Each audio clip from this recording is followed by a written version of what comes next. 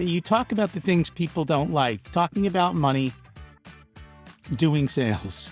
Right. And yet, those are the two biggest things a business owner's got to focus on. When the stock market goes down, it triggers the same emotions in us that happen when a tiger leaps out of the forest in front of you. Yeah. And learning to overcome that is really difficult. Yeah, it's so hard because even though I talk about money and emotions all the time, I'm looking at my investments right now, not trying not to panic, right? I'm like, and then I know better. But so now I try just not looking because it's too stressful. It'll bounce back. 3 months from now, I'm going to start following the rules. There's just a couple things going on today, but I'm going to get on the path like soon. But not. I'm going to start saving. But I'm waiting. I've got a bonus check coming in a bit, and I'm going to use that. What do you say to those folks? Because I find that a lot. So I think the biggest thing is to start with tiny habits. And I always tell this joke. Do you know what the heaviest weight is at my gym? The front door. Okay. It's like nobody can open it. Welcome to another episode of Money You Should Ask, where everyone has something they can teach you. I'm your host, Bob Wheeler. In this episode, we are going to explore why we do what we do when it comes to money. As a CPA for the past 30 years, let me say 25 because that makes me sound younger. I have seen it all when it comes to money and emotions. And if you think I'm talking about my clients, I'm not. I'm talking about myself. My relationship with money has been, and sometimes still is, an emotional roller coaster. Maybe that's something you're also familiar with. Good news. You and I are not the only ones. Our next guest is going to share their money beliefs, money blocks, and life challenges as well. Buckle your seatbelt and enjoy the ride.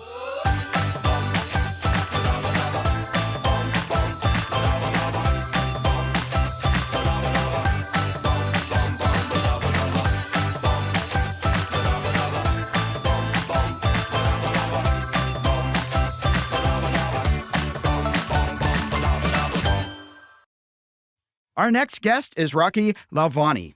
Rocky started with nothing when his parents immigrated to the United States when he was 2 years old, and his parents were in their 40s. It was his parents' second time starting over in life as they moved here to experience the American dream.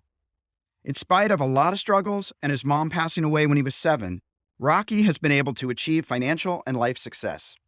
Today, Rocky loves to share his journey and inspire others to achieve their dreams even faster by serving as Chief Profitability Advisor for business owners, where he teaches them how to ensure they get paid and make profit a priority.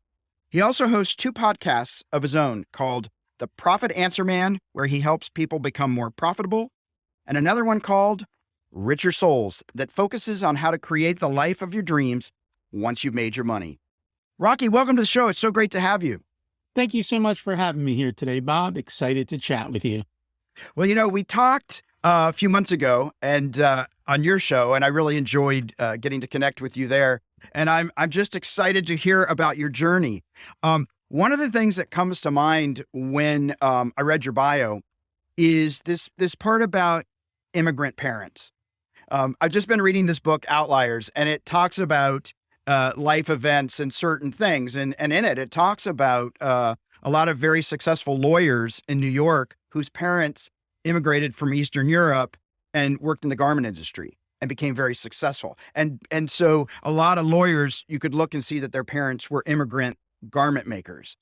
And I'm wondering, how did having immigrant parents lay it out for you? Like make things good, make things bad? I sometimes have a belief that immigrant parents have more appreciation than people that are born here. I don't know how much it's a matter of appreciation. I think it's a matter of when you don't have anything and you have to work hard for it, it kind of gives you that edge. And it also gives you probably a little bit of fear. Like once you're successful, you don't want to go back, right? So I think that's a bigger part of it. It's that whole drive to succeed. And also, I think no limitations. So I think what separates the immigrants who do real well is they're willing to adapt to their new culture and new Mhm. country, but they've also got this underlying kind of drive to be successful in knowing that, hey, I've come here for that, and they're going to work hard for it. And the other half of that problem, we always talk about the third generation, right? Because the first generation really struggles, propels the second generation, and then the third generation gets babied and it doesn't turn out so well. So there is that dichotomy that comes across from that. How do you how do you take care of the third generation? Because I would assume you've got a third generation behind you. And, it's interesting. I have a client and they're in their fifth generation of a company and they bring in the kids and then they bring in the kids and it's been passed down from grandfather to father to, and I don't see that a lot.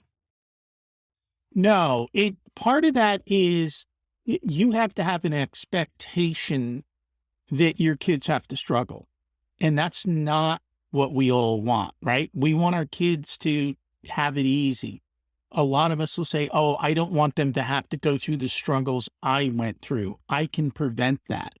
But it's going through those struggles that makes them successful. It gives them grit. And that's the conversations we have is when you're wealthy, how do you give your kids grit? How do you put that fire in their belly? And in our saying, we have a very simple saying: your parents are rich, you're poor. They're gonna have to figure it out. Yeah. So I mean, we don't make our kids suffer, but at the same point, they are not handed everything. Yep. They understand that they have to work for things and creating an appreciation for doing the work.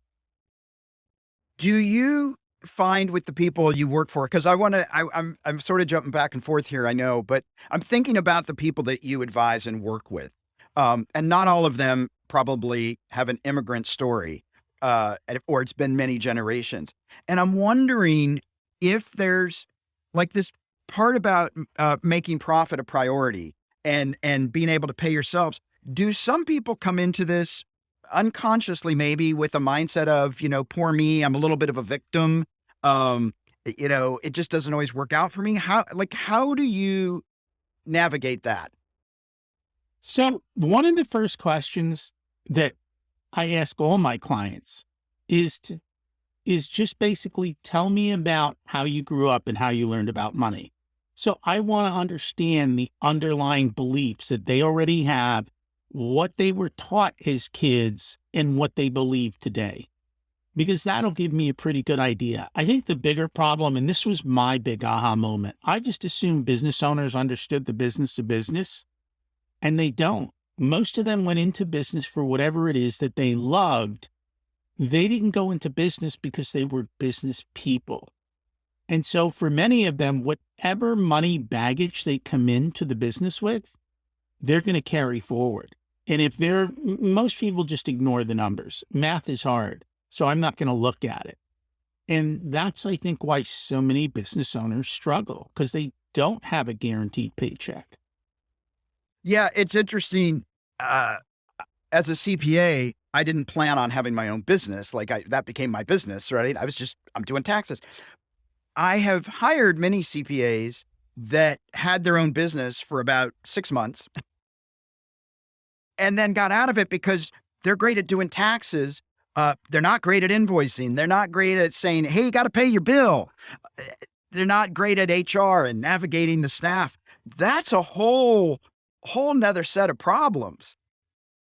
It is. Not only that, you have to be good at sales. Right. Hey, you talk about the things people don't like, talking about money, doing sales. And yet, those are the two biggest things a business owner's got to focus on.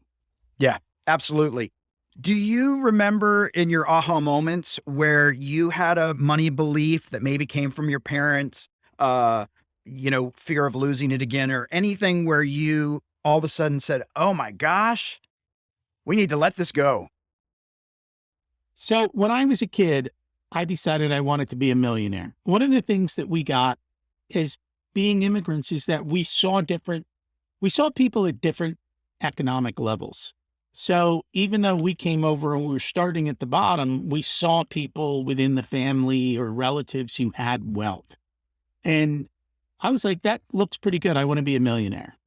And so what do? You read the paper, you read the books. It was a long time ago, so we didn't have the internet and all of this. And I would always read the Wall Street Journal or Money Magazine or something. And invariably, about every 6 or 7 years, it would be the same story. Some guy in his 50s having the time of his life, worked his way up the corporate ladder, big salary, and then the recession hits. He loses his job. He doesn't make any changes to his lifestyle. And 2 years later, he's broken everything is fallen apart. Right. Right. And I was like, I never want to be that guy at 50 who gets let go and his whole financial life falls apart. You fall off the top of the mountain. Yeah. And so I did everything I could to make sure that never happened. Yeah, I think, I did work for a couple people and learned the ropes. And I never wanted to be beholden to somebody else deciding whether or not I was going to get a paycheck. Well, and I mean, I had a very good working career. Mhm. And I was an employee and I did really well until I didn't. Right. Right. But the thing is, because I had built wealth, I was able to walk away and say, okay, I'm out. I'm done. I'm not going to do this anymore. What do I really want to do? And then I focus on that. But it was a long, drawn out process. Why do you think people have these? I mean, I have ideas like our parents don't talk about money, but we have so many issues about talking about money, and we have so many blind spots, it seems. And I'm always amazed with some of my entrepreneurs, and I agree with you. I've got to know their story, because anything I give them or tell them isn't going to matter if I don't understand their money traumas or their money. I'm not listening, money defenses. Is there a common thread that you see with the entrepreneurs and the people you work with? I've asked a lot of people about their money stories. And so one common theme is it doesn't matter where you start. Right. The second theme is somewhere along the way, they decided to get comfortable with money or to learn how money worked. Now, there's a very small percentage of people that came naturally to. Right. There's a very small percentage of people where their parents actually taught them money. For most of the rest, at some point, somewhere along the journey, they had a money aha or a money realization, and they started to change the way that they thought about money. And then they went and started learning, and they figured it out for themselves. And that's usually what has led to their success, getting comfortable. And they don't teach money in school. They don't. They just don't. And it's interesting. I think, I was talking earlier about having that aha moment and then having to let it go. I don't believe you always necessarily let things go. Like there are certain things that I can still do and go, oh, there's that again. But at least I can be conscious. So when something pops up that says, let's sabotage this, I can smack the crap out of it. But it may not mean that I fully let it go. I can just be more aware of that. That's part of my my makeup. And I think that's true. I mean, you're always going to have that underlying nagging issue. It's hard to completely change. But once you have awareness, then you can address it. And, you're going to constantly slide backwards. And you're sliding backwards, and you shake yourself up and you get up and you go back and do it again. So how do you deal with, and I did this myself, and I know a lot of people do this. Yeah, I'm going to pay myself first starting in June. Like 3 months from now, I'm going to start following the rules. There's just a couple things going on today, but I'm going to get on the path like soon. I'm going to start saving, but I'm waiting. I've got a bonus check coming in a bit, and I'm going to use that. What do you say to those folks? Because I find that a lot. Like I'm almost ready. So I think the biggest thing is to start with tiny habits, Yeah. right? BJ Fogg does a lot of work in this space. And I always tell this joke. Do you know what the heaviest weight is at my gym? The front door. Okay. I It's like that. nobody can open it. Right. So if you think That's nice. about this, the way to do this is say to somebody, hey, just go to the gym and walk around. I don't want you to do anything. Open the front door and walk around. Yeah. And the next time you walk in, go pick out a piece of equipment and sit on it. And the next time you walk in, just use it, but don't put any weight onto it, right? Just Yeah. do the motion. And little by little, you get there. So what I tell people is take a baby step. Just save a little bit. Get in the habit of doing it. And then over time, crank up your habits. So Yeah. it's the same thing. Just start, get the motion in place, and then go from there. Now, they say with money, one of the things that does work is if you can, and I don't know that all 401k programs will do this, but if you set a date and you automate the start without you having to do anything else, that's perfectly fine. You'll say, okay, in 3 months, well, go ahead, open up the account or set up the automation and then tell it to start on that date and get out of the way. Yeah, I definitely feel like automation is a real helpful way to trick ourselves for the better, or to get ourselves out of our own way. Whether it's investing in gold, whether it's putting money in a mutual fund or the stock market, or putting money in a savings account, start automatically with small numbers, baby Mhm. steps. Baby steps. And some plans will allow you to set an annual increase.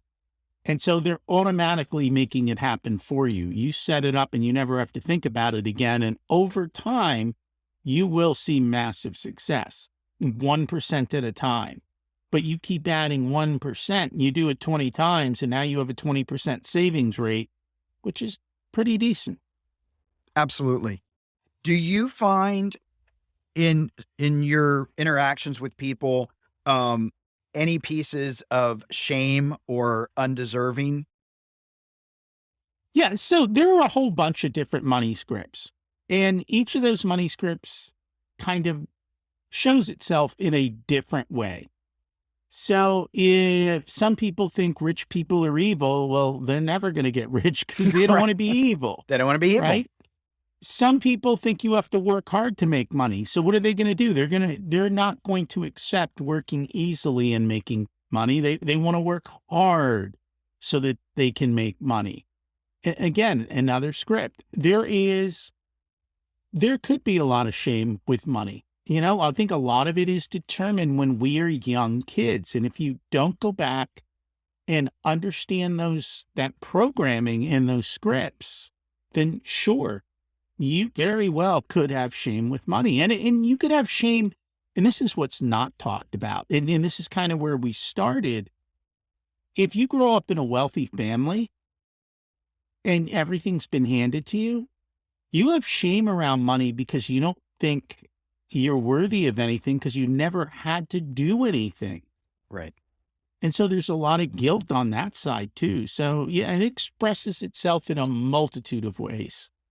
Yeah, absolutely. And I always say to people, it doesn't matter how many zeros are after the one. We all have our stories around money. Now, I do want to go back to one piece that I just want to reiterate for people. You don't have to work hard to make money. What? You don't have to work 20 hours a day and sweat and not enjoy it, and it has to be painful.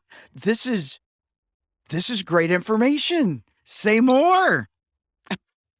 Well, I mean, I think it's a mindset. When you say to yourself, I have to work hard to make money, you're automatically not going to think of easy ways to make money. You're not going to realize that there is even the possibility to make money without a ton of work, or you're going to underprice yourself because you don't think it's worth that much money for somebody to pay you. And so again, it manifests itself in a variety of different ways. But the reality is, you don't have to work hard to make money. Right. You got to find a great idea or a great way to provide value to people and then go have it. I mean, let's face it, you deal with a lot with the entertainment industry, right? Yeah. Yeah. Absolutely. Well, seriously, how do you pay somebody 10 million bucks to be in a movie? Like, are they working hard? Like, really? Yeah, no, absolutely. And I think there's a lot of imposter syndrome in the entertainment world where people don't feel like that they should have gotten $10 million. There's a lot of struggles around that. Or being a true artist, you have to be a starving artist. And so, Mm-mm. it's a sellout if you're actually getting paid and bringing joy to the world. So it's, And I it's think an, for artists, that is one of the things they struggle with. They attach the money to their self-worth, and then they struggle. And if they don't get as much for a painting that, then they feel personally insulted. That's all about creating a story, right. right? It's not about working hard on the painting. I mean, let's face it, these days people are buying 8 paintings that are JPEGs for hundreds of thousands of dollars. How hard Yes. did that guy work? Yeah, I'm still trying to wrap my head around all the NFTs and all this stuff that's or art that disappears after you buy it. Yeah. It's all about the story. Yeah. And if you know how to tell a good story, that's where you make the money. And that doesn't necessarily have to be hard. Yeah, absolutely. Absolutely.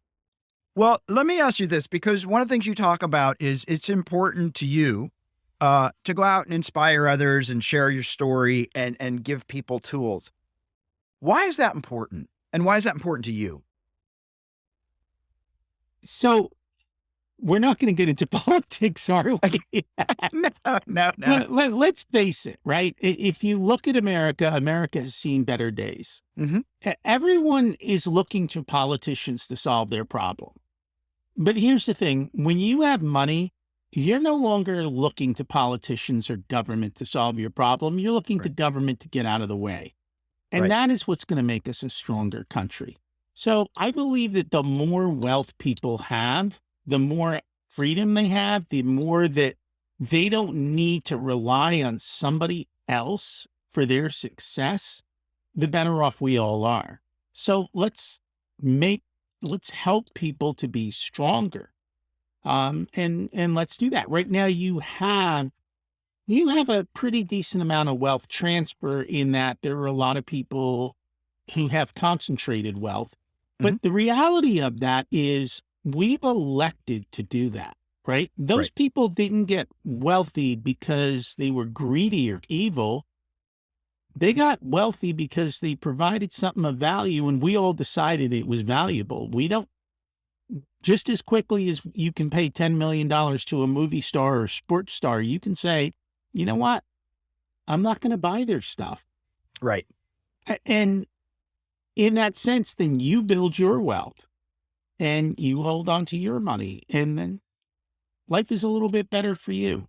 So for me, it's about allowing people to create their own freedom to make for a stronger country and a stronger world, because people who have resources go out and make things happen. Absolutely. And in the long run, it makes each one of us more self-empowered to actually be able to control our destiny as opposed to being a victim or floating in the wind, waiting to see where it takes us. So true. And my taxes go down. So, I am selfish. Well, nobody likes, well, maybe some people like to pay taxes. I don't like to pay taxes, but, you know, I do when I have to. I do when I have to. When you have conversations with your kids, I hear some people say, well, it's so hard to have these conversations with kids, right? It's a lot of work. Why? Well, because then you might have to admit you made a mistake, or you might, Yeah. yeah, I didn't do it perfectly. Now you're going to point it out because kids love to point things out because they observe. How do you have those conversations, and how do you encourage other people to have conversations with their children? So I've always been a big believer. You can read all the golf books you want and watch all the golf stars you want, and that's not going to make you a good golfer. Until you hit the ball with your own club, you're not going to learn to play the game. The only way kids are going to learn to play this game is with money in their hands. So you've literally got to give them money and then allow them to start making decisions. Now, put up bumper guards, right? Create the rails. But instead of sitting there and arguing with your kid over a $200 pair of sneakers, go, hey, your yearly clothes budget is $1,000. Figure out how you want to spend it. If you want to spend $200 on the sneakers and figure out how to get everything else for 800, have at it. I don't really care. You know? Yeah. And by doing that and then starting to have the conversations and let them make mistakes, because that $200 mistake at 13 or 14 is a lot better than a $20,000 mistake at 22 or Right. 24 or at 18, where we're asking these kids to pick a college and they have no idea what the return on the investment is. Right. So I think A, doing that, B, yes, kids are going to pick out your hypocrisy faster than you can imagine. So we had a problem in our house because my daughter would go shopping with my wife and go, that's $100 for that dress. Isn't that expensive, Mommy? Worked well for me. Not so well for my wife. But because our kids had money and had those types of things, you could start to have conversations. And we would do that, especially when they were teenagers and we would go to dinner. We'd go out somewhere nice. We might spend $300 or $400 on dinner and be like, was it worth it? Did you enjoy it? Was that a wise spending of money? Should we do it differently next time? And it's amazing when you give kids money and it's their money, how much they will change their behaviors. I love this piece about actually reflecting back and saying, was it worth the meal? Like, actually, you know, post conversation to actually, how did it go? What was that like? Right? Because in business, we sometimes do that, or at least I do. After a tax season, I'll sit with the staff and what did we do right? What did we do wrong? How could we better serve people? And you want to have an assessment. You want to analyze, but having that conversation about the meal or spending for a vacation and would we do it again? That's an awesome conversation to have with the kids because who Well, knows? we even did that when they were young and they would see a commercial on TV and I'd be like, you have that toy. Is it that cool?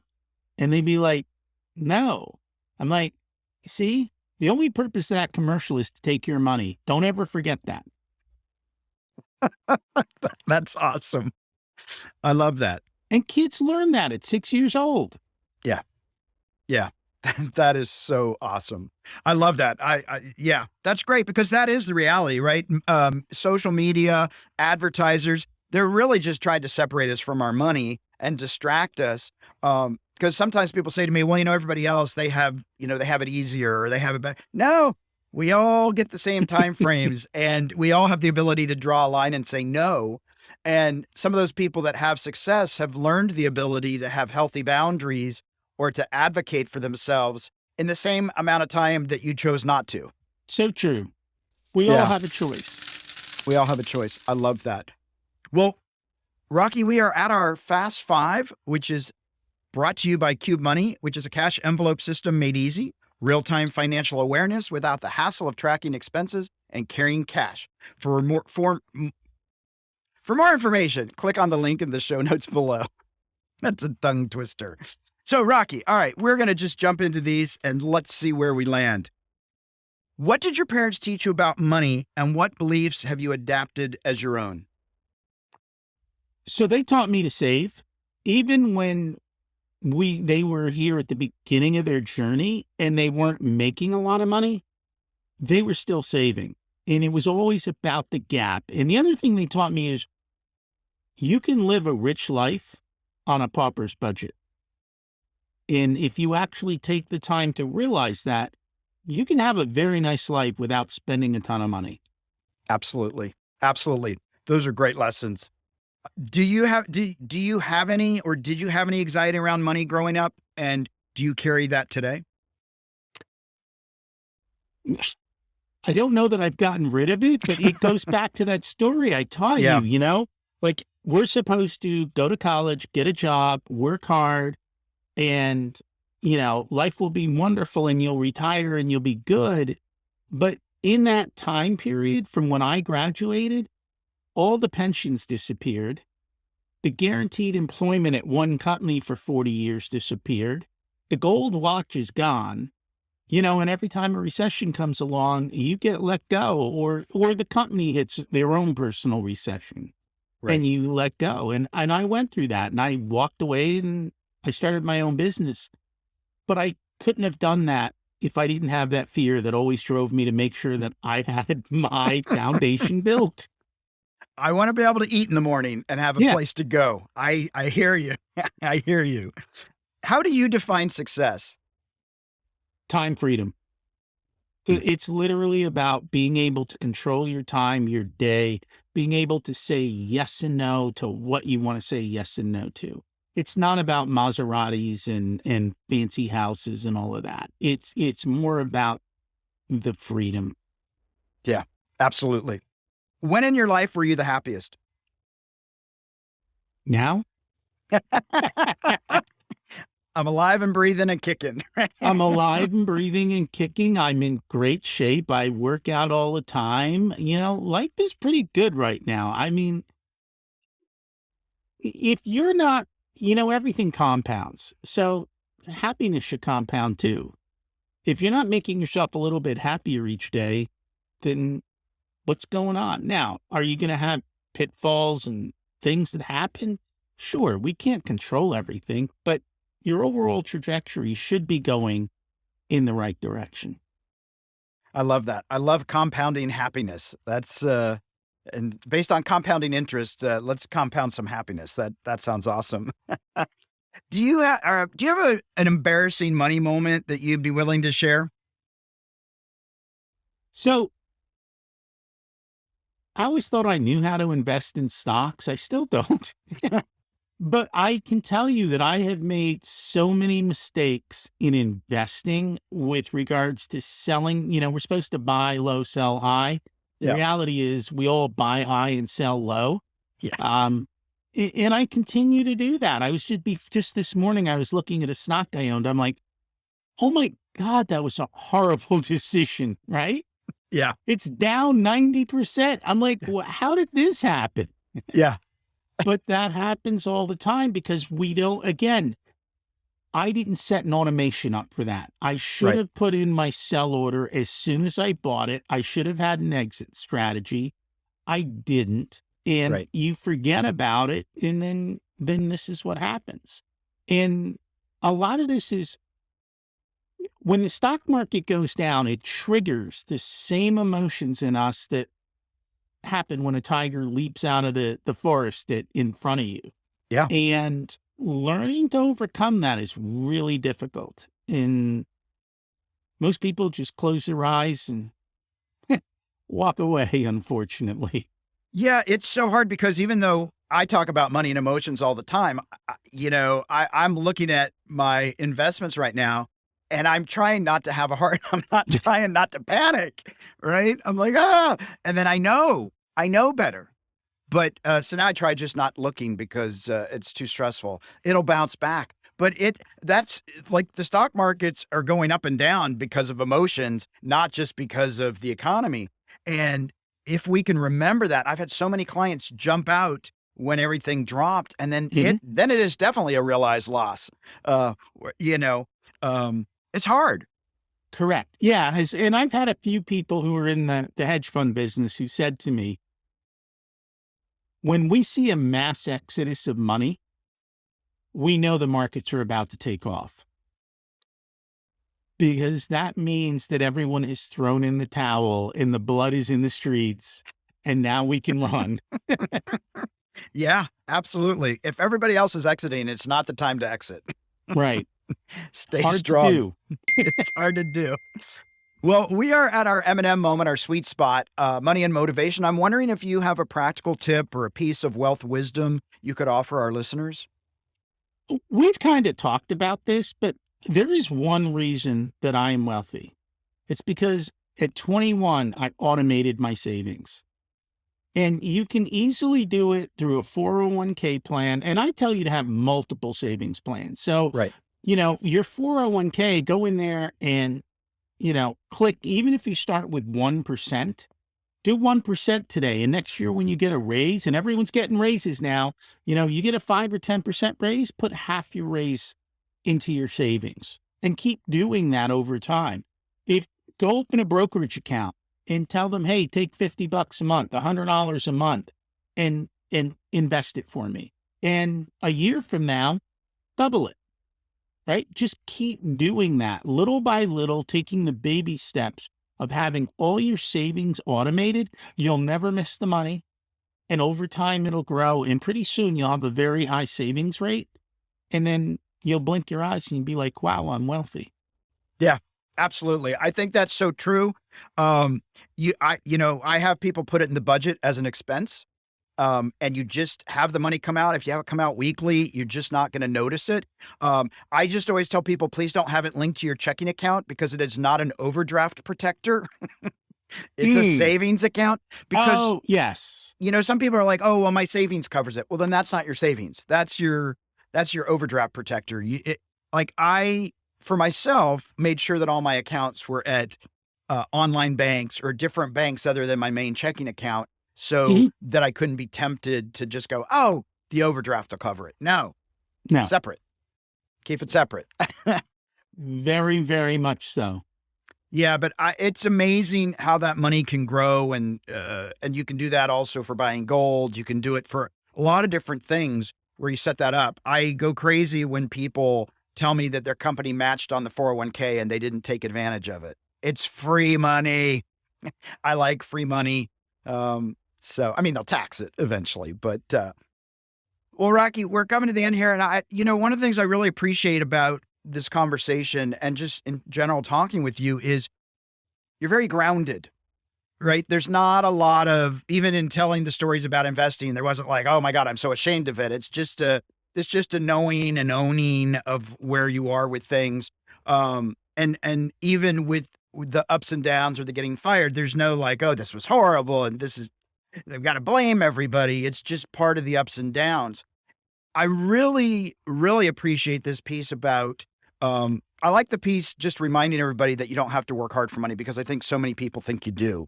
But that other piece about compounding happiness, for me, the whole point here is to be happy. Like, can we have a little fun and can life be a little enjoyable? And because otherwise, what's the point? For me, what's the point? And if we don't nurture that happiness, if we keep thinking we're going to be happy when we get over there and we're going to be happier when we get the bigger house, we've got to cultivate that happiness and let it compound rather than I'm waiting for my happiness to show up. I was guilty of that one too. Yeah. Yeah. I've learned. It's easy to do, but I really appreciate that reminder that like we're here to like have a good time, be a little bit kinder, be a little more grateful, and just show up in the world in a way that can serve other people and inspire other people. And so I just really appreciate your very practical and grounded approach to things. I love baby steps. I'm a big baby step person. I talk about that a lot as well because I think that's how we cultivate habits. And I love now I will remember that the biggest weight is the gym door because that is so true. That is so true. So thank you so much. Where can people find you online and in social media?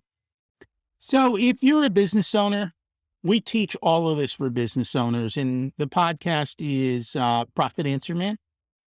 And then regardless of who you are, if you kind of want to figure out the rest of life beyond the money and have good money skills, all of that is at Richer Soul. In either of those places, or just Google my name, you'll find me. All right. And it's a pretty distinct name. It's Yes. Rocky Lalvani. Yeah, you put that in, I'll show up the first 10 pages of Google. That's beautiful. There you go. Well, Rocky, thank you so much. It's been such a pleasure, and I really appreciate you taking the time. Thank you so much for having me today. It's been a lot of fun.